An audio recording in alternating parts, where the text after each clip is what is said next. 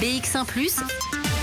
L'invité de Fabrice Grosfilet. Voilà, notre invité politique maintenant, c'est Christophe Magdalens. Bonjour Christophe Magdalens, merci d'être avec nous. Le Covid Safety Kit va donc arriver sur la table du Parlement bruxellois début de semaine prochaine. Vous êtes député bruxellois pour le parti Défi, je le rappelle. Vous êtes prêt à l'adopter rapidement, ce Covid Safety Kit? Il y a encore beaucoup de zones d'ombre. Il y a beaucoup de zones d'ombre, mais très sincèrement et à titre personnel, le plus vite possible sera le mieux. Je crois que la situation sanitaire de Bruxelles est telle qu'aujourd'hui, on ne peut pas se passer de cet instrument qui va, à mon avis, dans les semaines qui viennent, jouer un rôle important, très important. Donc, qui va s'appliquer, on le rappelle, pour le secteur de la culture, même s'il y a une contestation d'une partie de ce secteur, on l'entend aujourd'hui, dans l'ORECA, dans les salles de sport. Ça vous semblait nécessaire, indispensable? On ne pouvait plus faire autrement maintenant à Bruxelles? Et moi, je vois les résultats et à la fois de la vaccination et à la fois des contaminations. Donc, clairement, Bruxelles est un espèce d'îlot en retard par rapport aux autres régions du pays. Et donc, il faut utiliser aujourd'hui tous les moyens dont on dispose. Et le CST en est un. Et je pense que les lieux dont on parle sont clairement des lieux potentiels de foyers de contamination. Et donc, il faut y travailler. Donc, on devra présenter le pass pour entrer dans ces lieux-là. La compensation, c'est qu'on ne devra pas porter la plupart du temps le masque à l'intérieur de ces lieux-là. Je reviens un instant sur le travail des parlementaires. On annonce donc une séance qui est pour mardi. Il faudra voter tout de suite pour qu'on puisse adopter réellement, pratiquement, le pass le 1er octobre, ou si c'est le 8 octobre, c'est pas très grave. Non, moi j'aimerais autant que juridiquement le pass soit en application dès le 1er octobre.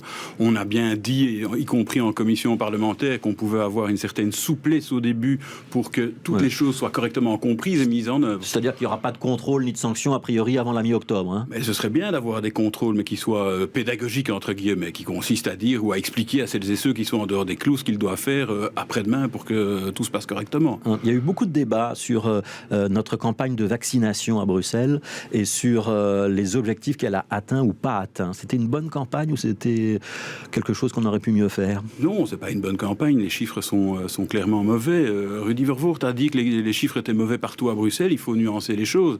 Il y a des endroits où c'est correct. Il y a des endroits où ça ne va pas du tout. Et donc là, ça interroge à la fois la campagne de vaccination qui a été déployée par le gouvernement et ça interroge aussi la société bruxelloise, sa diversité et sa composition, quelque part, son morcellement, tellement les différences sont tranchées entre certains quartiers. Ouais, ça, c'est le constat, le morcellement. La réponse à ce constat, c'est quoi? On aurait dû avoir des communications plus ciblées? On aurait dû évidemment avoir des communications plus ciblées, mais on voit aujourd'hui, depuis septembre, de nouvelles mesures ont été prises, elles portent leurs fruits.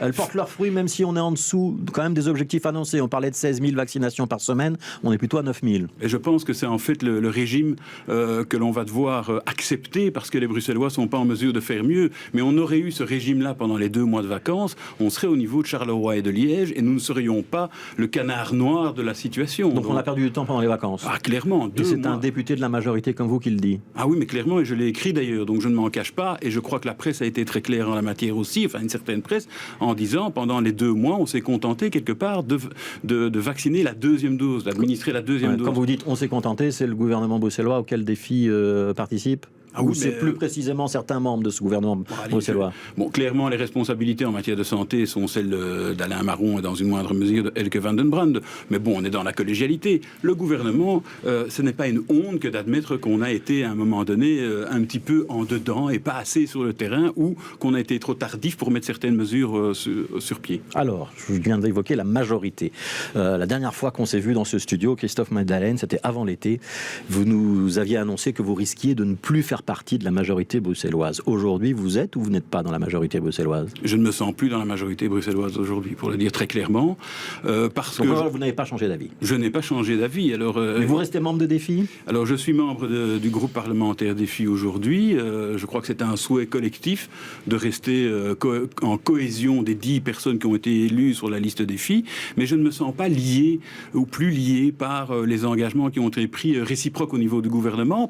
Mais donc sur le Covid safe ticket, vous voterez avec la majorité, Bien sûr, vous l'indiquez, mais ça veut dire que vous vous autorisez un vote au cas par cas en fonction des projets qui sont soumis? Je vais m'autoriser à ce type de liberté, et j'ai aussi envie de temps à autre de mettre sur la place publique, entre guillemets, modestement, une série de sujets. Ouais. C'est pas compliqué pour Défi, ça, qui a donc un député qui est à moitié dans la majorité, à moitié dans l'opposition. Ça fait un député de moins, en fait, quand on évoque les rapports de force. Ça fait un député de moins, et donc je pense effectivement pour Défi, c'est pas nécessairement une situation très confortable, mais nous sommes un parti qui est dit indépendant, où on a une liberté de parole en interne. J'en use, certains estiment que j'en abuse, mais dans l'absolu, je crois que c'est aussi montrer que Défi est traversé de véritables débats de fond. Et vous avez été chargé au sein de Défi d'être un petit peu chargé de mission sur la question de la neutralité, de la laïcité. On revient sur le fond quand même, parce que ce qui avait provoqué votre prise de position très forte à l'époque et en contradiction avec ce qu'avait décidé le président du parti, François De Smet. C'était la neutralité à la STIB, et notamment le fait d'ester en justice, d'aller en appel ou pas d'une décision qui avait condamné la STIB. Vous maintenez vos propos et votre différence, et vous estimez toujours que la neutralité à la STIB, elle est en danger aujourd'hui ? Elle est en danger, et c'est une porte qui s'ouvre sur une neutralité et des accommodements raisonnables dans l'avenir, dans toute la fonction publique régionale bruxelloise. Le fait de pouvoir porter éventuellement le foulard. Oui, alors les conditions qui ont été établies par l'accord sont des conditions qui peuvent être intéressantes, et donc j'ai envie d'éprouver la majorité en déposant une proposition d'ordonnance, sur le sujet bétonnant l'accord, et on verra si tout le monde s'y tient. Donc il faut ne pas être en contact avec le public et ne pas avoir de fonction d'autorité, si on souhaite porter le foulard. Et donc si on vote votre proposition d'ordonnance, vous revenez dans la majorité ? À ce moment-là, je pense qu'il y a une part de la confiance qui sera rétablie, et on pourra retourner vers un dialogue, on va dire, serein sur ces questions.